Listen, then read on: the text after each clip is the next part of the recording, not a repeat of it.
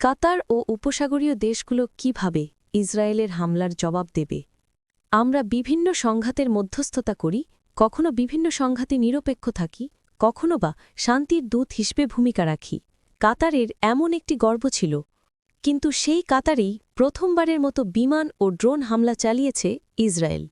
এতে করে জ্বালানি তেল ও গ্যাস সমৃদ্ধ পারস্য উপসাগরের ছোট্ট দেশটি ইসরায়েলের ক্রমবর্ধমান আঞ্চলিক যুদ্ধের জড়িয়ে পড়ল।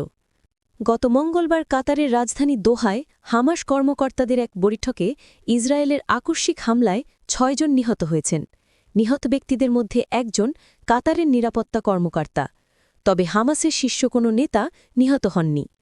দোহায় হামলার মধ্য দিয়ে ইসরায়েল নতুন এক সীমারেখা অতিক্রম করেছে। এবারই করা উপসাগরীয় সহযোগিতা পরিষদের জিসিসির কোনো সদস্য রাষ্ট্রে হামলার দায় স্বীকার করল। কাতার জিসিসির এমন এক সদস্য রাষ্ট্র যেখানে যুক্তরাষ্ট্রের সেন্ট্রাল কমান্ডের আঞ্চলিক সদর দপ্তর সেন্টকম অবস্থিত। সেখানে ৮,০০০-এরও বেশি মার্কিন সেনা মোতায়েন রয়েছে। এখন কাতার কিভাবে ইসরায়েলের হামলার প্রতিক্রিয়া জানাবে সেদিকে চোখ রাখছে সবাই।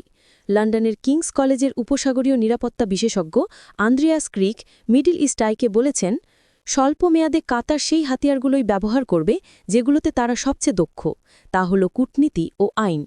ক্রিগ আরও বলেন, জাতিসংঘের নিরাপত্তা পরিষদ বা সাধারণ পরিষদ যেখানে সম্ভব সেখানেই ইসরায়েলের বিরুদ্ধে আন্তর্জাতিক নিন্দা প্রস্তাব উত্থাপনের জন্য প্রস্তুতি শুরু করেছে কাতার। আর আরব গালফ স্টেটস ইনস্টিটিউটের সিনিয়র গবেষক ক্রিস্টিন দিওয়ান বলেন, আরব লীগ ৫৭ সদস্য বিশিষ্ট ইসলামিক সহযোগিতা সংস্থাসহ অন্যান্য যৌথ প্ল্যাটফর্ম থেকেও ইসরায়েলের বিরুদ্ধে নিন্দামূলক বিবৃতি আদায়ের চেষ্টা করবে দোহা। ক্রিস্টিন মিডল ইস্ট আইকে বলেন, যুক্তরাষ্ট্র ও তার মিত্র ইসরায়েলের মধ্যে এই হামলাকে কেন্দ্র করে কোনো মতপার্থক্য থাকলে তা শক্তিশালীভাবে সামনে আনা ও ইসরায়েলের ওপর যুদ্ধবিরতির জন্য চাপ সৃষ্টি করাই হবে এসব তৎপরতার মূল উদ্দেশ্য। মঙ্গলবার হামলার পর কাতারের পররাষ্ট্র মন্ত্রণালয় জানায়, এ ঘটনার প্রতিক্রিয়া জানাতে একটি আইনি দল গঠন করা হয়েছে। কূটনীতি, আন্তর্জাতিক আইন ও আঞ্চলিক জোট সবকিছু মিলিয়ে কাতার ও উপসাগরীয় দেশগুলো কিভাবে ইসরায়েলের হামলার জবাব দেবে সেই প্রশ্নের উত্তর খুঁজছে গোটা বিশ্ব।